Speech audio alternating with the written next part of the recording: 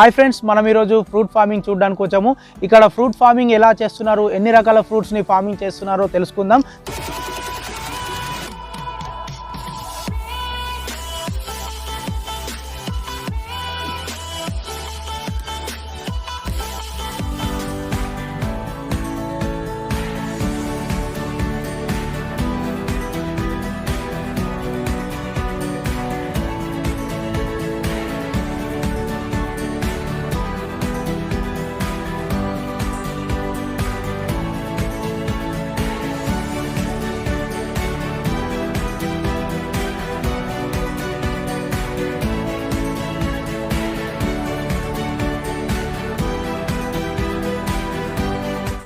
నా పేరు బోసారే గణేష్, తండ్రి పేరు డిగామం, గ్రామము బెల్లూరి, మండల్ గుడెత్నూరు జిల్లా, ఆదిలాబాదు.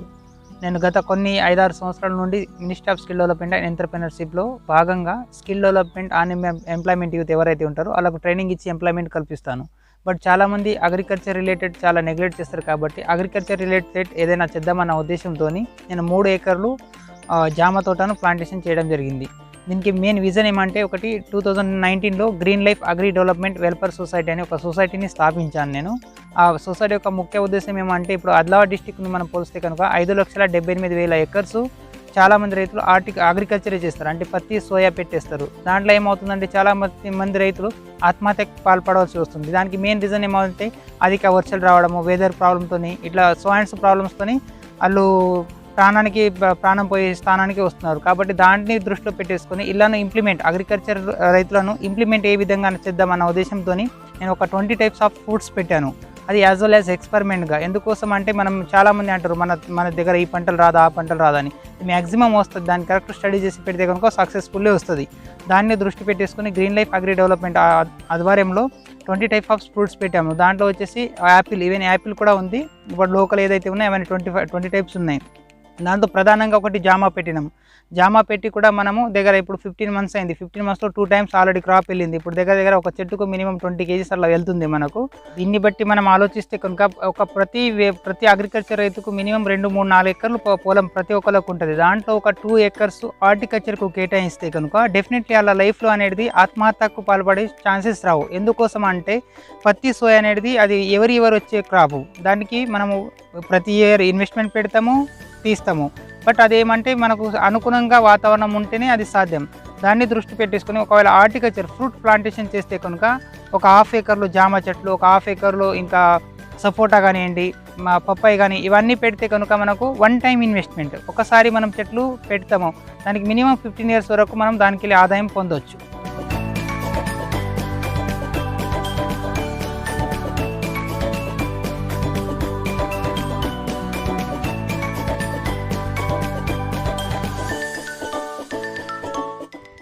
నేను ప్రధానంగా జామ చెట్లు 2 ఏకర్స్, అప్రాక్సిమేట్లీ 2 ఏకర్స్ పెట్టడం జరిగింది. దీంట్లో వచ్చేసి 580-600 వరకు చెట్లు ఉన్నాయి.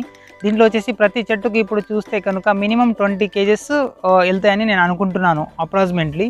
అయితే దీన్ని ఇప్పుడు 5 అంటే హోల్గా దగ్గర 6 to 7 టన్నులు వెళ్ళే అవకాశం ఉంది. అంటే మనం పెట్టిన 15 నెలలకి, ఇప్పుడు 15వ నెల కంప్లీట్ అయ్యాడు, 15 monthsకి ఒక దగ్గర 6 టన్ అన్నది ఇప్పుడు ఉన్న మార్కెట్ రేట్ 30 రూపాయలు పడినా దగ్గర 2 lakhs వరకు అప్రాక్సిమేట్లీ ఆదాయం వస్తుందని నేను అనుకుంటున్నాను.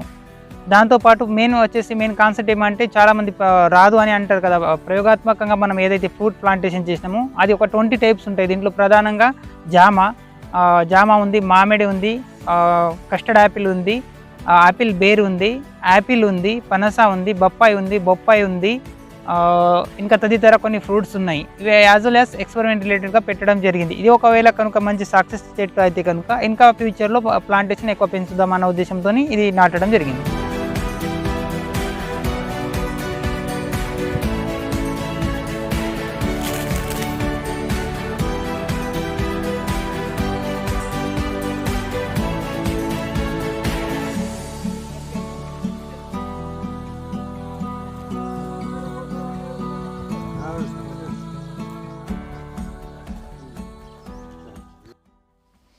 ఇప్పుడు ఈ చెట్టును మనం పరిశీలించినట్లయితే ఇది వచ్చేసి జామ చెట్టు. ఇప్పుడు ఈ చెట్టుకు టోటల్ మనకు కాయలు కౌంట్ చేస్తే కనుక అప్రాక్సిమేట్లీ ఒక 300 కాయలు ఉంటాయి.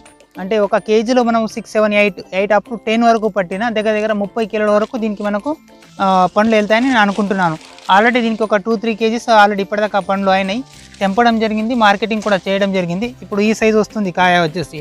అప్రాక్సిమేట్లీ ఇంకొక 2 months వరకు దీనికి డైలీ ఒక డే బై డే 1 kg అట్లా వెళ్తుందని నేను అనుకుంటున్నాను.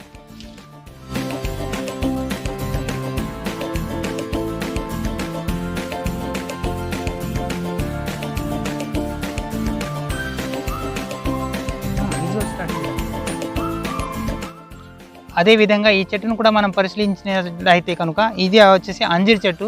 దీన్ని కూడా అప్రాక్సిమేట్లీ కౌంట్ చేస్తే కనుక దగ్గర దగ్గర కిందికి వెళ్ళిపోయే వరకు 100 కాయలు ఉంటాయి. ఇది మనం పెట్టి కూడా సేమ్ 14 నెలలు అయింది ఇప్పుడు కంప్లీట్లీ. ఇది జీడి మామిడి చెట్టు. దీని కూడా మనకు ప్రజెంట్ పూత వస్తుంది. ఇది కూడా మనం పెట్టేసి సేమ్ 14-15 months అయింది దగ్గర దగ్గర.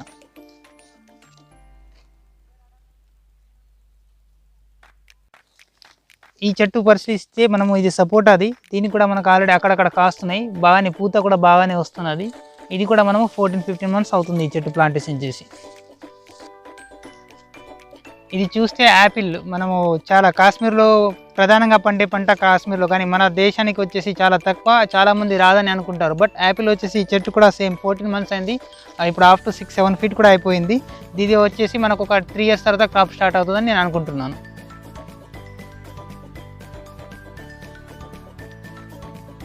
ఇది వచ్చేసి దానిమ్మ చెట్టు.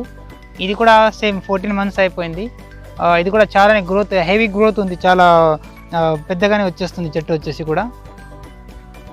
ఇది చూస్తే కనుక శ్రీగంధం చెట్టు, చందనం అంటారు. దీనికి మార్కెట్లో అత్యధిక విలువ గల చెట్టు అనేది శ్రీగంధం అని చాలామంది సైంటిస్టులు చెప్తారు. దానికి పరిశోధనగా ఎవరైతే ప్రీవియస్ ఇయర్స్లో అమ్మింటారు వాళ్ళు కూడా చెప్తారు.